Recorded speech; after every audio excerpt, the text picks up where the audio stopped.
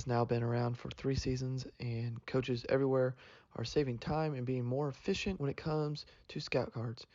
Coach Robinson from Texas says, "The thing I most enjoy is the ease of access to all the scout cards and how I can draw on them if I need to make any changes. Every coach that uses it says that it is so great to use. If you and your staff are tired of the old ways of preparing and using scout cards, check out thecoachpad.com to start enjoying Scout Team and making the 2023 season better than ever."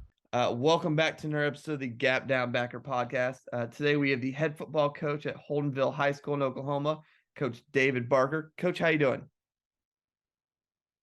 I am doing fantastic, and I'm very thankful to be on here with you, Coach. Well, I appreciate you coming on. Kind of before we get started, how did you end up as the head football coach at Holdenville? So started out coaching when I was 21. Was a GA, coached for a few years for free. Ended up being a DC that last time. Went overseas and coached in Portugal while I was a missionary over there. Came back and decided defense was the hard side of the ball, so I started coaching offense. From there, I took my first head coaching job at Yale when I was about 30, and my goodness, I was an awful first-time head coach. Went a couple of years there, then was at Hugo 3 years where I really started to kind of grow and progress as being a head coach. Last year, I was the athletic director and head football coach at Genoa Central in Arkansas. My wife's from that area, and then decided that athletic director takes up a ton of time. And since I have 5 kids, I want to spend a little bit more time with them. So we came back to Oklahoma and started searching around for a school that really loved football, because been in a few places where, they like sports, but football isn't the first passion. So I found Holdenville, who is just absolutely loves football.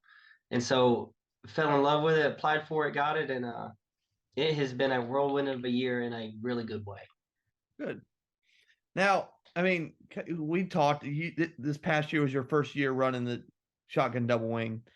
Kind of, do you want to talk about why you made that transition from being more of a spread coach to we're going to run the shotgun double wing? Because that's usually not everybody's first inclination, is to go from, oh, we're spread, especially in the land of Texas, Oklahoma, where it is the Lincoln Rileys, the Air Raids, the Mike Leaches. I mean, TCU's right down the road from you within reason. Oklahoma State is a variation of the air raid. Why make that transition to the shotgun double wing? So last year, I used to be a big guy in philosophy of I'm going to throw a lot of formations at you. And I always would tell people when I went to talk with them, I don't have to outsmart the coach. I just have to outsmart his players over there. Well, I come to the realization over a while, I was actually outsmarting myself. And when I say that, I had one player who I did a lot of gadgets with and moved him all around the field. And since I coached at a smaller school, he got hurt. And when he got hurt, the backups and the third strings that went in there couldn't do nearly as much as him, and I felt really handicapped. So the last game of the season, I decided I was going to do one formation, and it was an overset, almost like a single wing. And when we did it, it was so simple making adjustments. Like if a defensive end was giving us some problems, first, we go tight end over, then we go tackle over. And just the simplicity of it made life a lot easier. And then, so after the season, I started thinking, how am I going to do this right? Well, our second year as a head coach, we played against a team in Oklahoma, Pawnee, Oklahoma, that started running the shotgun double wing. And when I remember that whole week, it was just a booger to try to stop them, because they ran power so much, you try to overload the gaps over there. But as soon as you weren't balancing your defense, they'd have counter or sweep back the other way. And I could not think of a good way to stop it.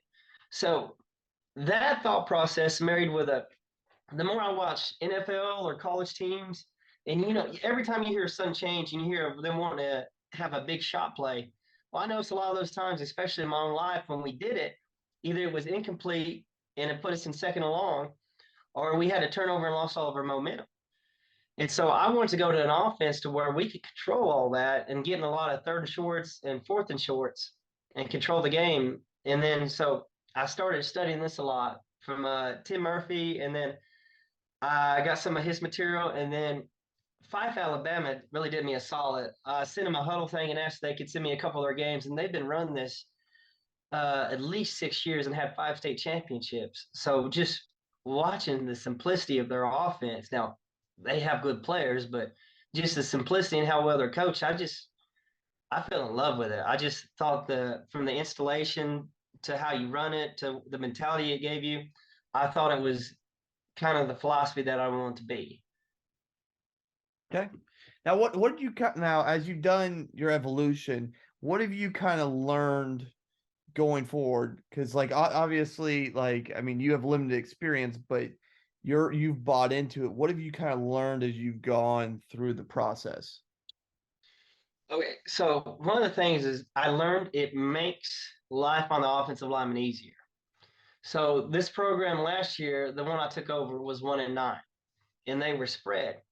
So one of the games I went and watched is they had the state runner-up on the schedule last year. That was the state champions this year. I mean, just freak athletes everywhere, big 6'4" defensive end, just really good players. And they were trying to block them one-on-one with their tackles, and he had trouble getting off slants. And so what I've learned about this progression is you get a double team at the point of attack every time you're running power or counter. And so it's not a combo block where they're coming off on linebacker. They're taking that big old 6'4" defensive end who normally would whip one guy, and you're putting two guys on them. So it's hard to take away power like that. Some of the things I also learned, you don't have to pass the ball. I know that's kind of boring for some people. We had 13 passes all year. I'm trying to think. I know we completed 13 passes all year. We threw for about 150 or 200 yards, but we had 4,000 yards rushing. I mean, this is from a team that was 1-9 last year, and the most points they scored in a season was 28. It's the same personnel.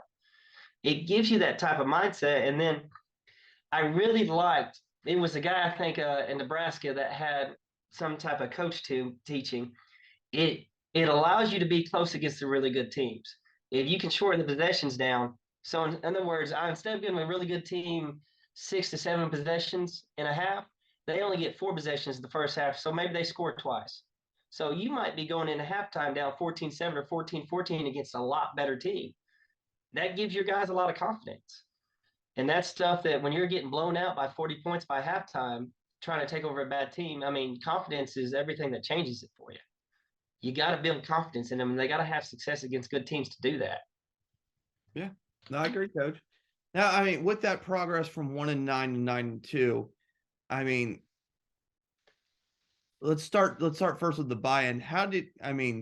When your staff and your players, how did you get them to buy into an offense that is foot to foot? Everything is in a.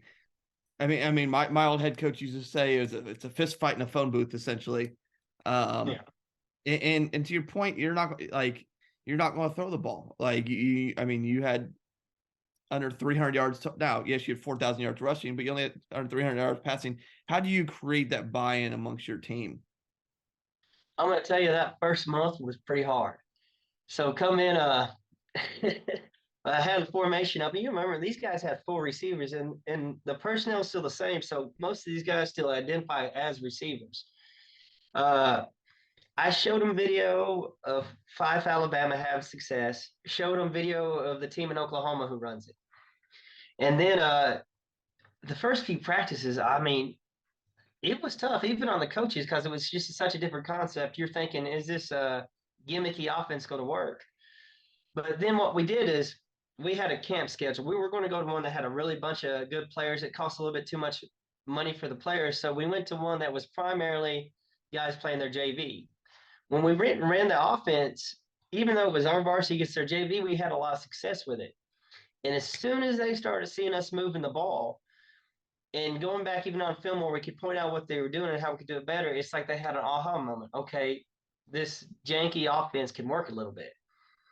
And from there, when I say the Lord bless, the first game was against our big rivals. We won 70-0. So they go out, they start moving the ball. It builds on itself there. You keep doing it. You're calm. You don't panic when things aren't going right in practice. You don't install too much too fast. And the more they run, they get really confident. to where you see any front, they're not flummoxed by it. They don't lose their minds. They just say, okay, no matter what, we can run power. We don't have to put in a new play this week based on what they run. So simplicity and them having success with it early really helped out a lot. Now, obviously, the offense has helped lead to your success, and the offense in general allows you to. I mean, it helps your defense too because it keeps them off the field as much as possible. But what else in that transition from 1-9 to 9-2 would you attribute to the success that you had this year? Some of the big things. So one of the things we did is we moved our best athlete to quarterback. And I know it sounds simple, but if your best player's not touching the ball a lot when you're playing, you're probably not as good as a coach as you need to be. So he went from touching it 4 to 6 times a game to, we had one game he had 33 carries. So best player's touching it. Another one, like we said, when we were doing practices early on in the summer, we focused on competing and aggression. So like whether we're doing defense in the summer, we're running, like say you're running a pursuit drill. It's all about getting there as fast as possible. We're trying to make them aggressive. And then when we're doing races or some type of wrestling aggression game, it's about trying to make them aggressive. And that's generally the thing. It took over a few teams and we made them successful. Generally, the one thing they don't have aggression, and number two, they don't have confidence in their schemes they're doing. Next thing, and every coach says this is so true. I'm always a big believer. I have a mission and a passion. One mission is to follow the Lord and make him known. And the second one's passion. I want to win a lot of football games. And so relationships really are a big deal. And early on, I didn't get this as a coach. Each player ticks differently. To where I have some players, you got to get on them a little bit more. I have some, you got to go and you got to have a conversation with them consistently. I really focused on building a lot of those relationships to where you can coach them hard, to where they trust what you're saying. And I don't think I valued that as much as a very young head coach as I do now, to where if you don't build relationships with them, it doesn't matter how fancy your scheme is. They're not going to execute it going hard for you. So that's some of the few things we did right there. That was pretty simplistic. Okay. Now transitioning back to that, you mentioned moving your best athlete to quarterback. Now with that, did you do a lot more quarterback runs out of the shotgun double wing, or I mean, can you explain a little bit more in detail why you moved him to quarterback? Yeah, so he's not really, he's not super big. He's about 150, 155 pounds, only like 5'7". But he is fast and quick. And so some of the run schemes we did with him, we could run power with him to where we give a high motion, the back end looks like rocket. We run counter where the tailback just crosses his face. But the big one, we were actually really bad in fall camp in August running it, but just the Trojan play. We go over with it. We go heavy set with it. So my quarterback this year had a 99-yard run, a 97, 2 95-yard runs. And the big money play all the time was Trojan. And then what we would do is when people started to take away, so we'd come up and we'd be in an overset with our tight end over, people would start adjusting to it. So we started doing a sugar huddle. We'd run up there and be set with it. So before they had a chance to get set, it allowed us still to execute it, even though, gosh, we were almost 100% out of that set running Trojan to it with a quarterback. And we still had success with it. Since obviously we didn't pass it a lot. In the big games, we used him a lot more. And in the games where we thought we had a good chance to win, we try to limit his carries to maybe 10. So one game he had 33 carries. Another game we played a really athletic team. I want to say he had 28. So we kind of try to be smart on how many carries he got depending on the team we were playing. Now, I will kind of expand on that because you mentioned Trojan sweep there. And I think it's a very, I'm not going to say ignored part, but when people talk double wing, they really don't talk as much about the Trojan sweep. I mean, the shotgun people obviously know it. But why do you think Trojan sweep was so successful for you overall? I mean, I mean, you could argue just it's a wide buck sweep, whatever. But why do you think? Because I mean, really, Trojan sweep was the thing that Tim Murphy added to his offense that kind of helped take it to the next level. Because when people took away power and counter, he had that tool. It's kind of like the under center double wing people adding rocket. Why do you think that helped?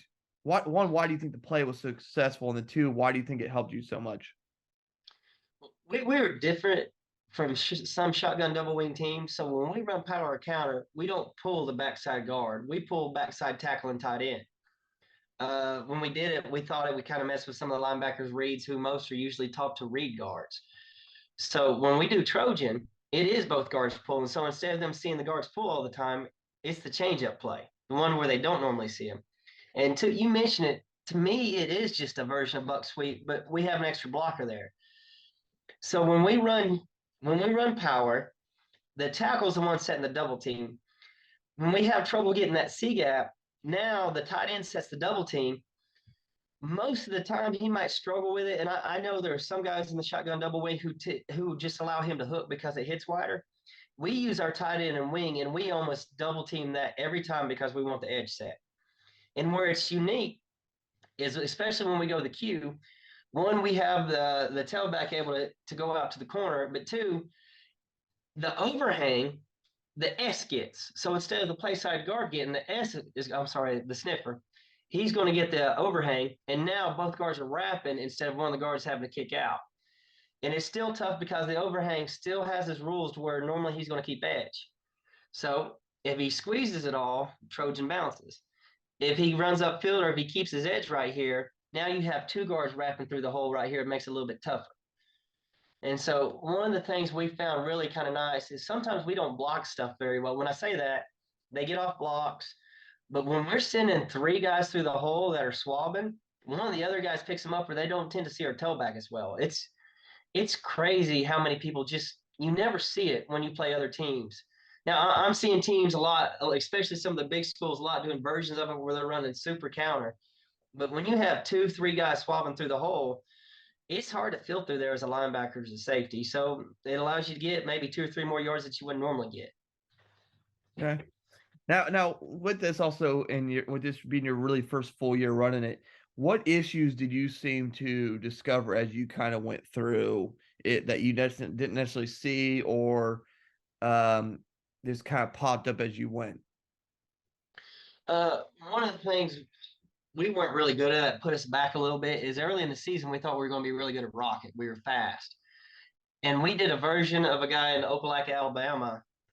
That's not it. I said it wrong, but a guy in Alabama who pulls his play side guard and tackle, and the backside false pull or sucker pull the other way.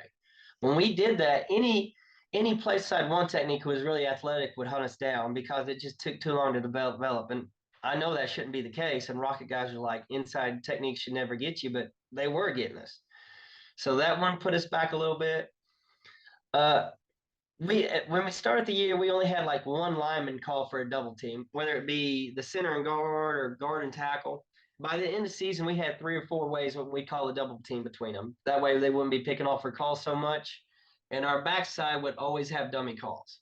So either way, both sides always were given calls at the line of scrimmage to where they didn't know if it was play side or not. Early in the year, we didn't have that. Trying to think some of the other things that frustrate us a lot. One thing that gave us problems in the beginning of the year was a lot of line shifts or movements. And, when you're installing an offense, you can only be good at so much so early. As the year progressed, we used the sugar hole to get up to where they maybe couldn't move or stem so much on us. We'd shift a little bit more. We had to get really good. When I say shifting, we had to get good at in cadence. When he said ready and our lineman's hands are going down, we're shifting. We're not waiting to see what the offense is. We're moving now so the quarterback could always keep his cadence and not get a delay game. It's little things like that. And I'd be willing to bet almost every shotgun double wing guy says it. A guy in the C gap, a really good defensive lineman or a 6 technique head up over the tight end. We had to really develop our offensive line calls to where that we could do things with that. It wouldn't give us a whole bunch of problems. That was a maturation throughout the season that we got better at. Okay. Now, also with that, you kind of mentioned the 6 technique there. What defenses did you typically see? Because like when I've been part of this before, early on we saw a lot of odd fronts, 5-7 man fronts, and then it kind of morphed as the season went on. We kind of saw more of the 4-4, 6-2 fronts. What did you kind of see over the course of the year? How did people try to attack you? That was the wildest thing. So like how you said they had an inverse. So we'd play teams that were even a forefront during the all the previous weeks, even against heavy run teams. And when they come out to us, they'd be an odd front, talking about a head up nose, poor techniques over the tackles, and two linebackers. Now they'd usually bring a safety in the box. And I was shocked at how many people gave us that. So we got pretty good at blocking that front. But then some of the other things that they would do, uh, we had a lot of teams, and this was crazy. They take out the corners. They would put three safeties out there and have no corners on the field. Like talking about personnel wise that they had the previous game, we had that happen at least twice.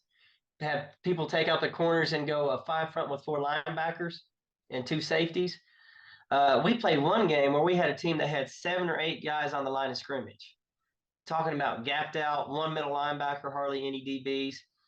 And then last game of the season, we played a team that stemmed and moved everywhere, and they did something really unique we hadn't seen yet. They went head up nose, and they went sixes with stacks and blitzing guys. And I never thought for the life of me, if you think nobody over the guard, nobody over the tackle, that gave us problems because we hadn't seen it yet. And I had never coached against it because I never thought anybody would run that front against us. But what I guess I liked about the offense is when you saw a problem, you come back the next week, instead of putting in new plays that you thought would go, it's like, all right, how are we going to block power against this in the future? How are we going to block Trojan against this in the future? What are we going to do on counter? So it's like all the answers were so simplistic, and we didn't have to spend a lot of time scheming it up because it was like, what is the simplest answer we have for our personnel to have success against these fronts? And over time, it was, like I said, we got better and better at it. Okay. Now, I mean, with that, how did you practice or prepare for each different looks? Did you do like one day a different defense? Did you change it up for each practice? How did you approach preparing for those defenses that you saw? We kind of took the flex bow mentality. So we'd have periods go up where we'd run our fence drill to where we're on a line, or we have pads set right here and we're running power. We'd run 1 or 2 plays to the front, then we'd mess the front up. So what we do is we probably spent 5 minutes blocking the front that they typically run. So if they decide to come out in their base front, and a lot of the teams that had a lot of rich tradition did come out in their base front. But for all the other ones, we ran every different thing. And then we had one period we really liked. If a team was really blitz heavy and they showed a lot of different fronts and stemmed, we'd get our start. We'd go from tight end to tight end, our sniffer and our wing. And then we'd put our best guys over on the other side.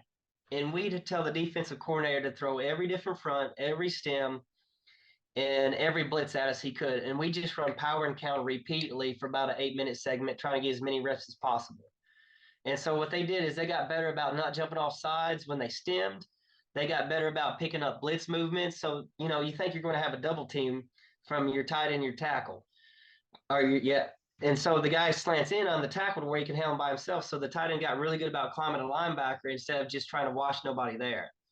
Simple stuff like that we just did repeatedly. So we probably spent 5 to 10 minutes during practice blocking their base front, and the rest of the time blocking a myriad of different things that we thought might give us problems. And to answer your question, some of the simple things we did. So if we played a 4-front, that gave us a guy in a B gap and a C gap, the very first thing we'd always ask ourselves is, can our tight end down block that 5 technique by himself? And if he couldn't down block himself, one of the answers we found was pretty simple, is we did a nasty split to where we flipped the wing and the tight end. And I've never been a part of the slot T before and how they did it. So whenever I ran nasty and I was just a spread guy, I didn't quite get all of its intricacies and what it gave you. So now we got a double team on the 3 technique with the tight end or the tackle and the guard. And we get a double team on that 5 technique who was a stud with our wing and our tight end now, because if he still stayed right there, we had good angles on him. And the overhang was even wider because he was generally outside the tight end in the nasty split. So it made our hole for power bigger. So little things that we did like that really helped us on blocking different fronts. Now, I mean, what made you go that nasty split? I've seen that, and like I said, it's obviously you mentioned the slot T. It's a very prolific slot T. I think some gun teams have started using it a little bit more. what made you go to that nasty split, and then kind of how beneficial was it as you kind of continued with it?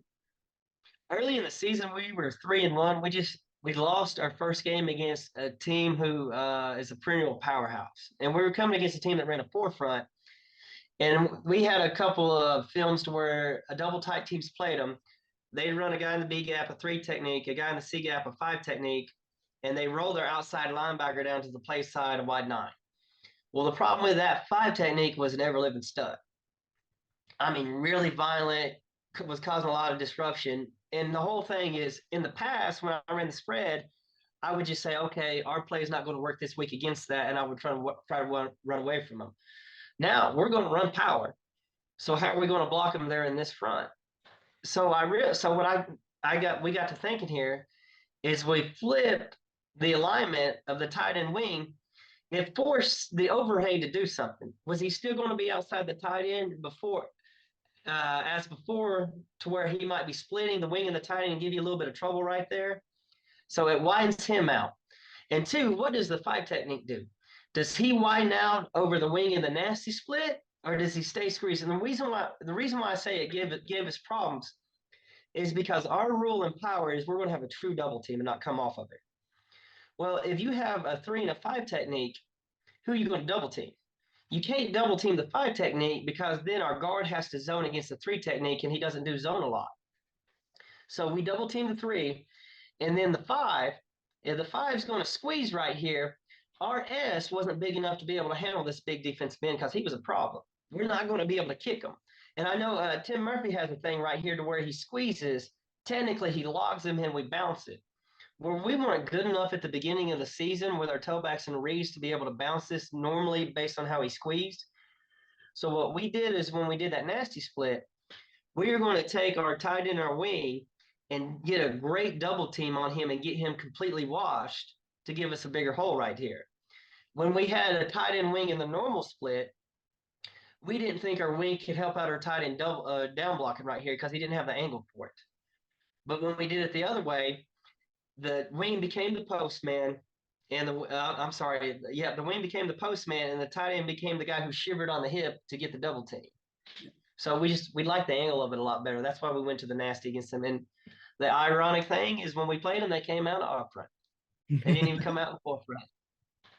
But ever since from that week on, we had that nasty split, and we knew how we were going to handle that front if we ever faced it again. Okay. Now I want to kind of swing back. You mentioned you pull your tackle and tight end instead of your guard, and either tight end or guard and tackle. What would you said part of your reasoning there was the reads for the linebackers, but what made you make that full transition instead of staying true where a guard pulls?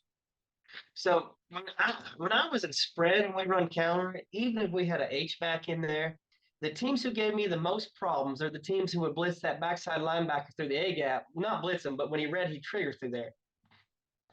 And a lot of teams didn't do it, but the 1 or 2 teams a year who did was usually a good linebacker. And I actually saw it happen in our state championship game this year.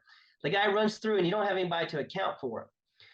And so in the spread, I would put an H there and say, you're responsible to the play side. And I say, you're responsible for sifting through all this and get to him. Sometimes he'd get to him, sometimes he wouldn't.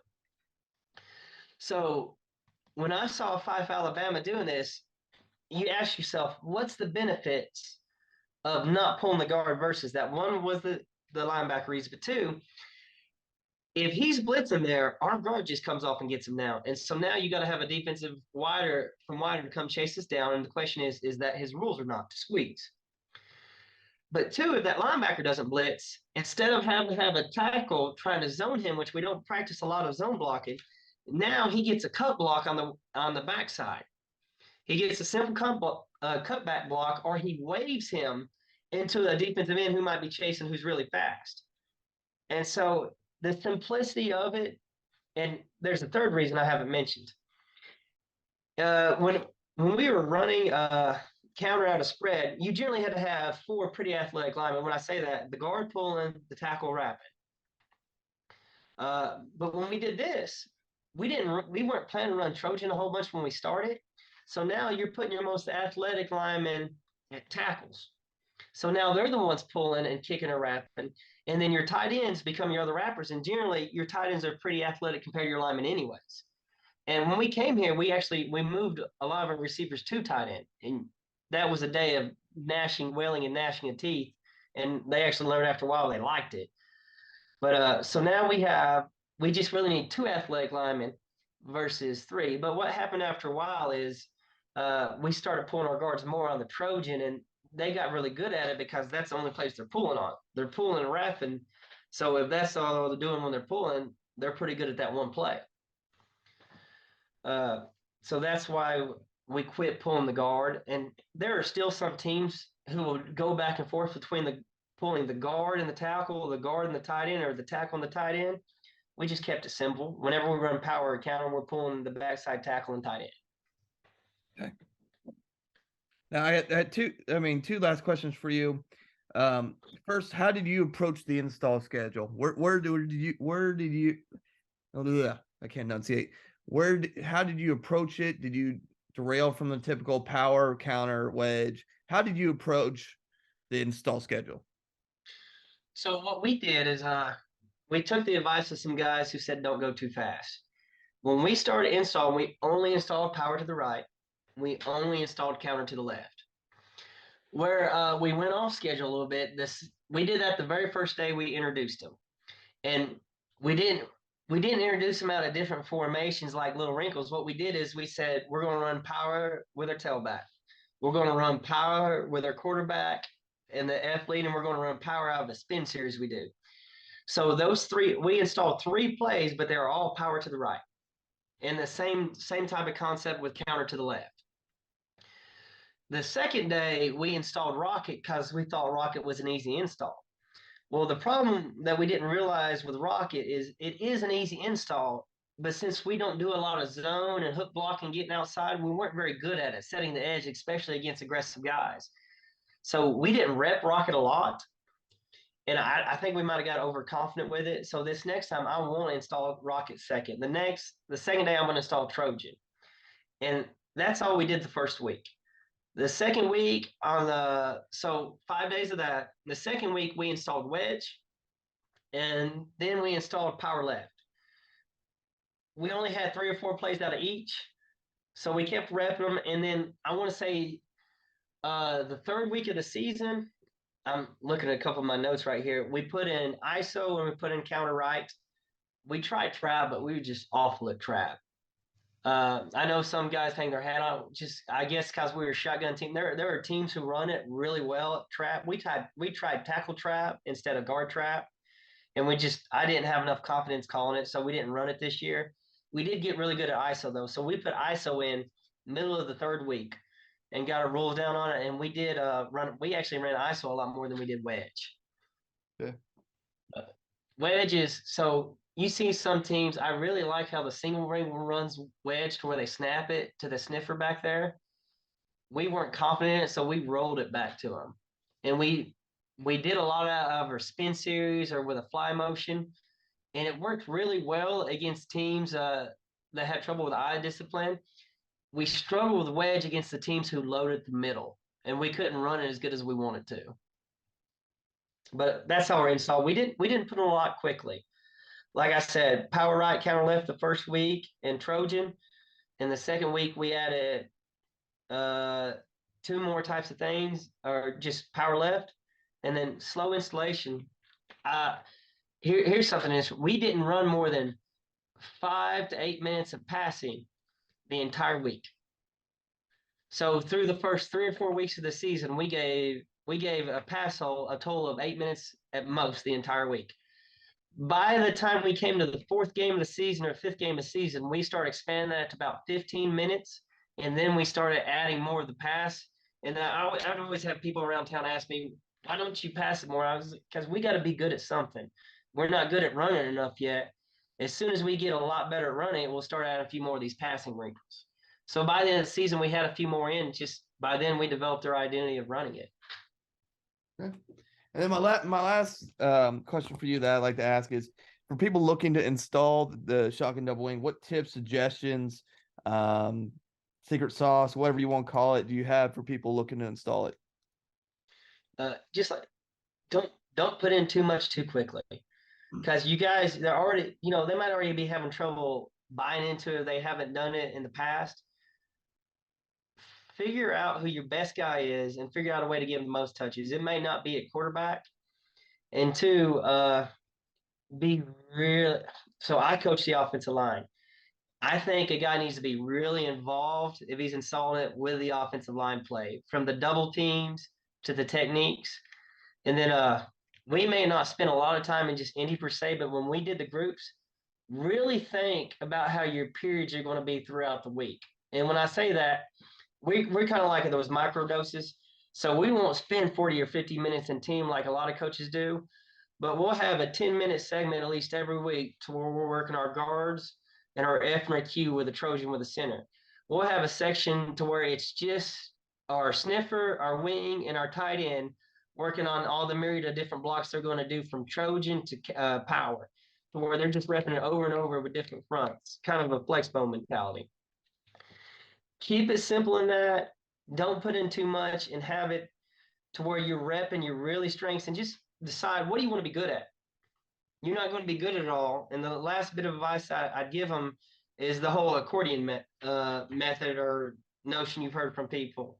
So the accordion method, like, you're going to keep expanding and expanding this playbook because there's so many things you can do. You're going to see a single wing offense. You're like, oh, that fits us. We can do it. You got to stop somewhere. You got to stop somewhere and says, this is all we're going to do, and we're going to be good at this. Figure out before the season and kind of lay out in your install when you're going to put them in and say, we're not going to put in any more than this because it has answers for everything, and we're going to get good at this. And that'd be the best advice I'd give people, because if you think you're a creative person, you want to always add more. You always think this player, this wrinkle will really make us good. Okay. Well, coaches, one, give Coach a follow. His Twitter bio is in the show notes below. Like, share, subscribe, all that lovely jazz. Check out our sponsor, Coachpad. Otherwise, that is another episode of the Gap Down Backer podcast.